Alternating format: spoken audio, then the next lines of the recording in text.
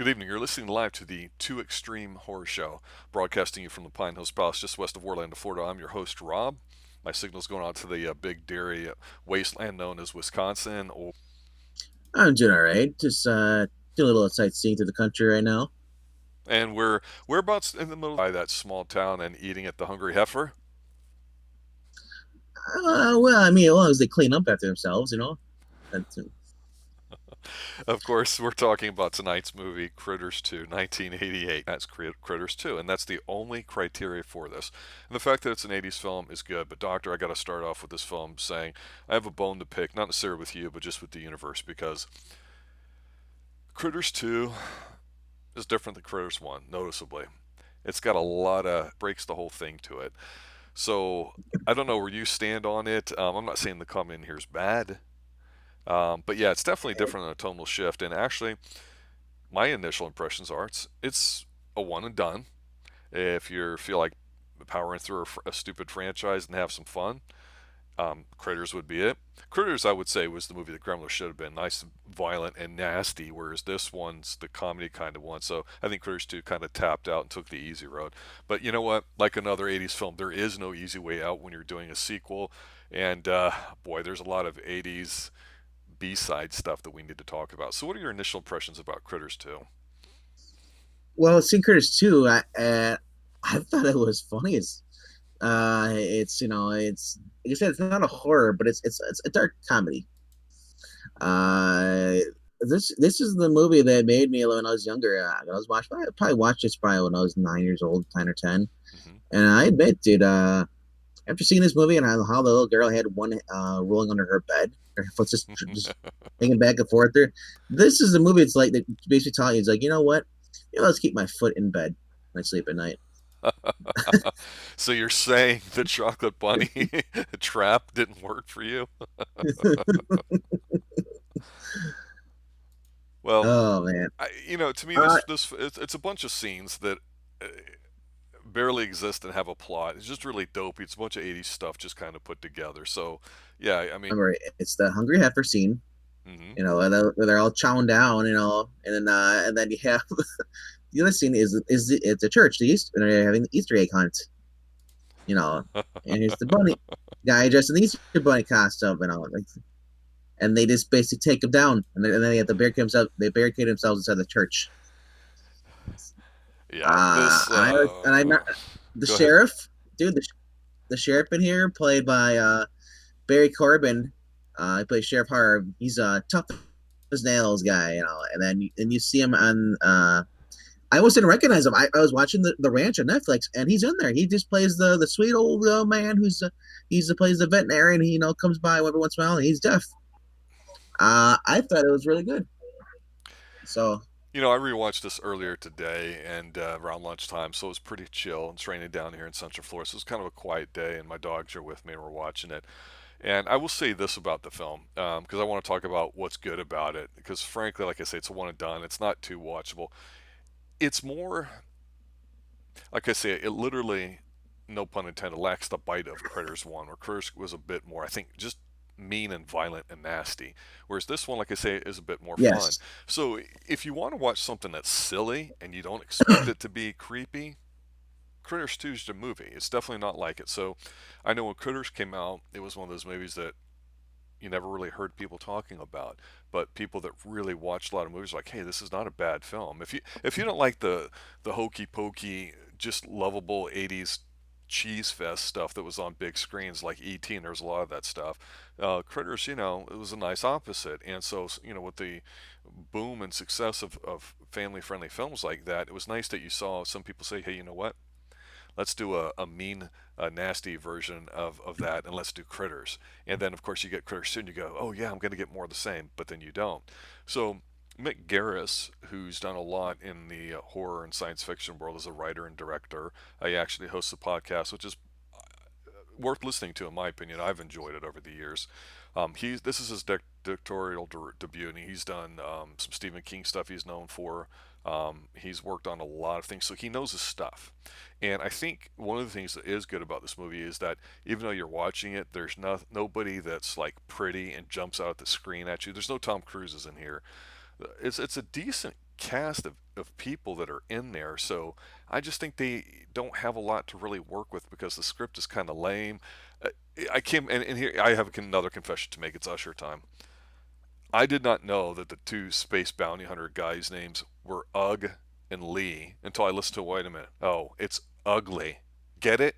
I mean, you're dealing with this kind of Yeah, yeah. nonsense. I mean, I don't know, but it looks good where the way it's shot and where the town it is. It's filmed. It's very low budget, but the acting is just good enough where you go, oh, it's not like sea level Netflix crap there too. So yeah, the Easter Bunny scene. Let's go ahead and talk about that. You know, the critters come back to this town.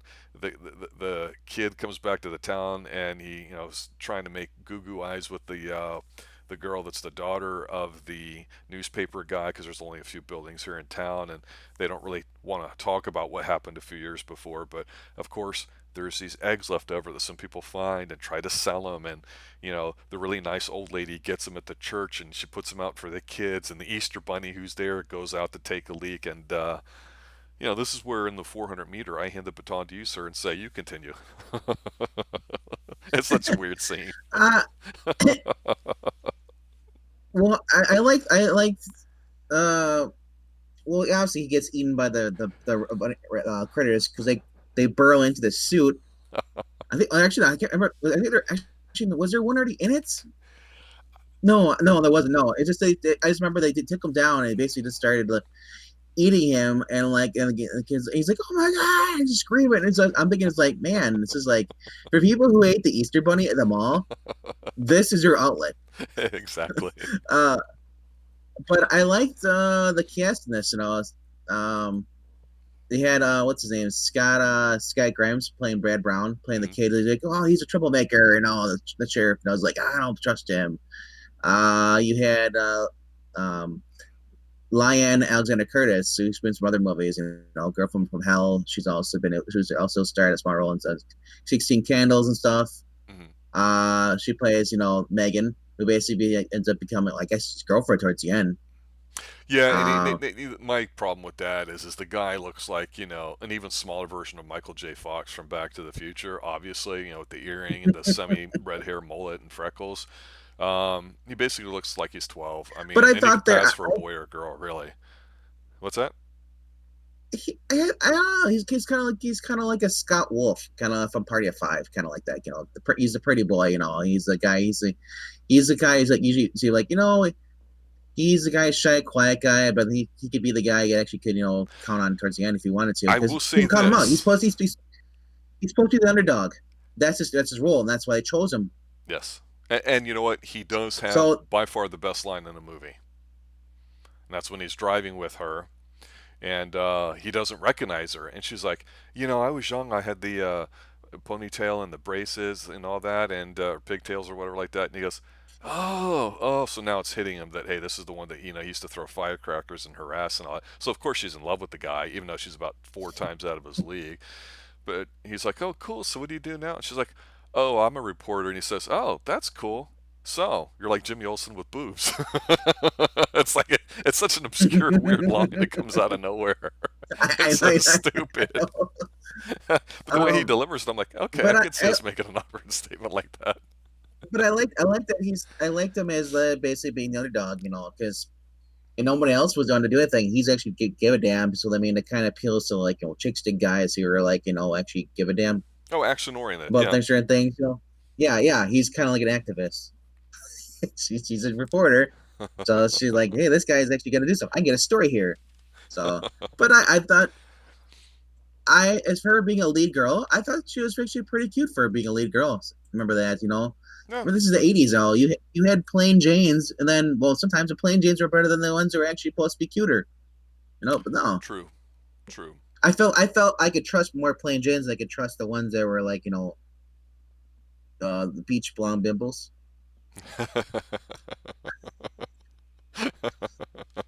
Yeah, I mean, look, if you watch this film, you know it's an '80s film, but other than a few, I think characters, it's not totally '80s. It's not like Bitch and Rad, totally cool, if you know what I'm saying, kind of '80s. It's it's aged okay, I would say. It's not like oh god, it's just a period piece, leave it alone.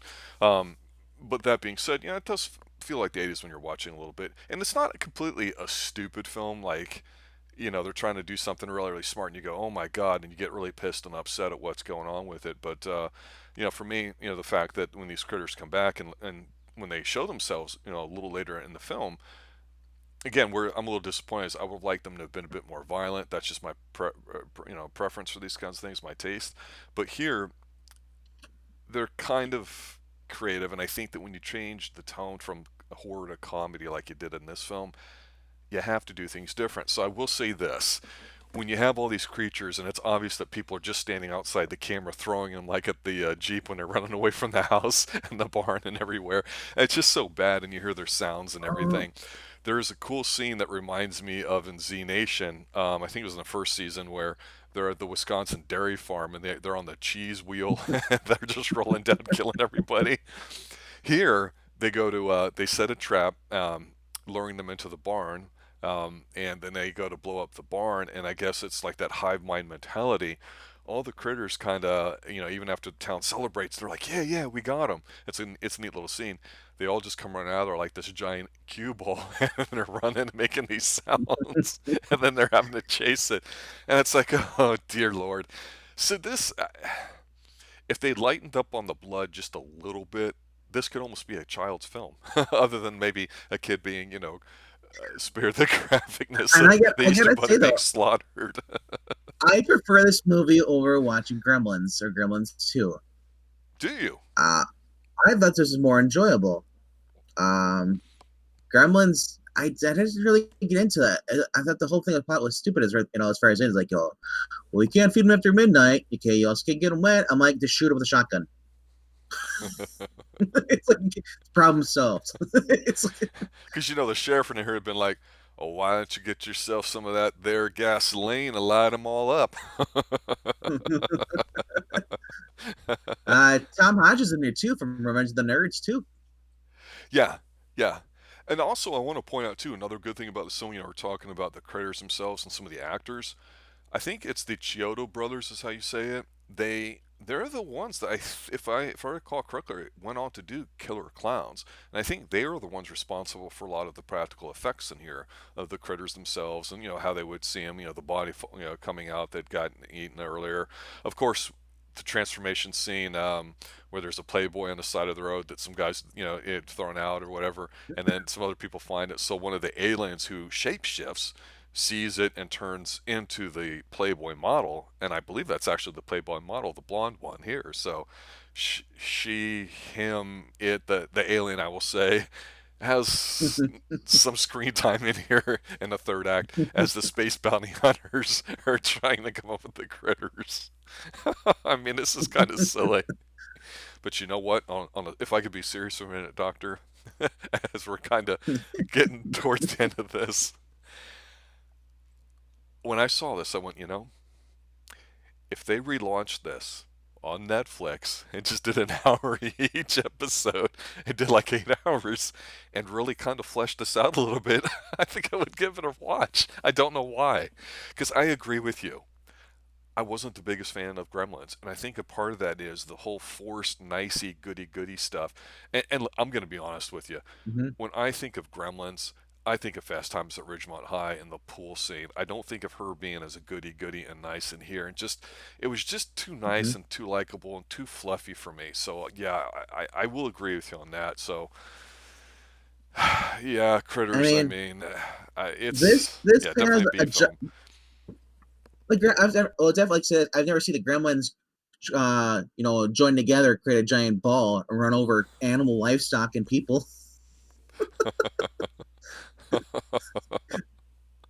And when I see Gremlins, the magician guy who sells them is the guy who's in the John Carpenter film there, Big Trouble from Little China, I believe. And I'm like, that's what I think of him as. So Gremlins, I just think of all these other films. I never really think about the Gremlins themselves. There's a couple cute scenes and all that, but I'm telling you, for like a week, everybody's like, oh, did you see Gremlins? It was cute. And that's it. Nobody talked about it. But every now and then people are like, hey, man, you seen Critters? No. Oh, dude, you got to go check it out. I'm like, oh, okay. But yeah, Critters 2 is definitely at the time was considered a disappointment because just shifted tonally away from the first film. And again, switching directors, not sure about the politics behind it, but they tried to carry it on in a bit of a lighthearted way, and they would end up going to do that like in three and four. So it is what it is. It's a one and done. If you're really searching for something, it's got a little bit of an '80s flavor to it. That's just silly, not too intelligent. It doesn't try to treat you Oh, like you're a dumbass. It's not a bad watch. I mean, there's definitely better '80s movies out there, but there's definitely worse too. So yeah, I mean, Gremlins highly well, overrated. I gotta say this though. Critters is underrated, but this is Critters too. So Like, keep that with a grain of salt. the guy who plays Charlie in here. He's in all four movies. Hmm. Uh, he's the one that comes by. He's the one that's in when they go in the room, Yep. I believe. And no. They go into the. He went with Lee. They went into the actual barn, or the actual thing, the Hungry Heifer. And like, dude, every time I hear that song, it's like Hungry Heifer. It's like, just like gets stuck in my head after I watch it. But I thought that guy was a decent actor. You know, when I first saw him in the first movie, Critters, I'm like, oh, who's this kind of nerd guy? And like, he kind of stuck with it. He kind of grows on you as a character. You know, um, he's been in every single freaking movie here. And I just like saying it. I didn't see Critters 3 or 4. Those Okay. came out. Those are direct home movies.